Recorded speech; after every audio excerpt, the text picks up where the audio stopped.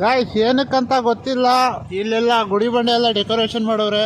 ಓ ಗಣೇಶ ಕೂರ್ಸೋರು, ಇಲ್ಲಿ ಗಣೇಶ ಕೂರ್ಸೋರಪ್ಪ.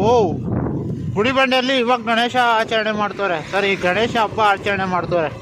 ಆಯ್ತು, ಆಮೇಲೆ ಗುಡಿ ಬಂಡೆ ರೋಡು ನೈಟ್ ಟೈಮಲ್ಲಿ ಹೋಗೋವಾಗ ಯಾವ ಥರ ಇರುತ್ತೆ, ಎಷ್ಟೊಂದು ಭಯಂಕರ ಇರುತ್ತೆ ನೋಡಿಸ್ತೀನಿ ಬನ್ನಿ. ಮತ್ತೆ ಮನಸ್ಸಲ್ಲಿ ಏನೇನು ಅನ್ಸುತ್ತೆ ಅನ್ನೋ ಅದು ಹೇಳ್ತೀನಿ ಬನ್ನಿ.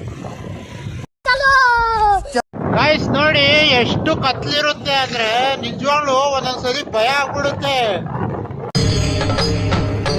ಇದೆ, ಇಲ್ಲೊಂದು ಸಮಸ್ಯೆ ಖಂಡಿತ ಇದೆ.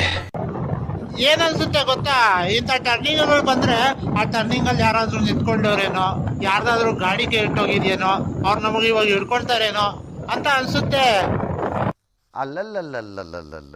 ಲಿಟ್ರಲಿ ಹೇಳ್ಬೇಕಂದ್ರೆ ಸಖತ್ ಭಯ ಆಗುತ್ತೆ. ಒಂದೊಂದ್ಸತಿ ಧೈರ್ಯ ಬಂದ್ಬಿಡುತ್ತೆ, ಬಾರಲ್ಲೇ ನಾವೇ ದೊಡ್ಡ ದೆವ್ವಗಳು,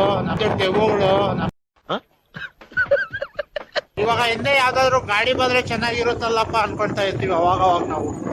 ವೈ ಐ ಡೋಂಟ್ ಅಂಡರ್ಸ್ಟ್ಯಾಂಡ್. ಆದ್ರೆ ನಾನಿವಾಗ ಏನ್ ಅನ್ಕೊಳ್ತಾ ಇಲ್ಲ, ಹೇಳ್ತಾ ಇರೋದಷ್ಟೇ. ಅಣ್ಣ ಸಖತ್ ಆಕ್ಟಿಂಗ್ ಮಾಡ್ತಿದ್ದೆ ಕಣ.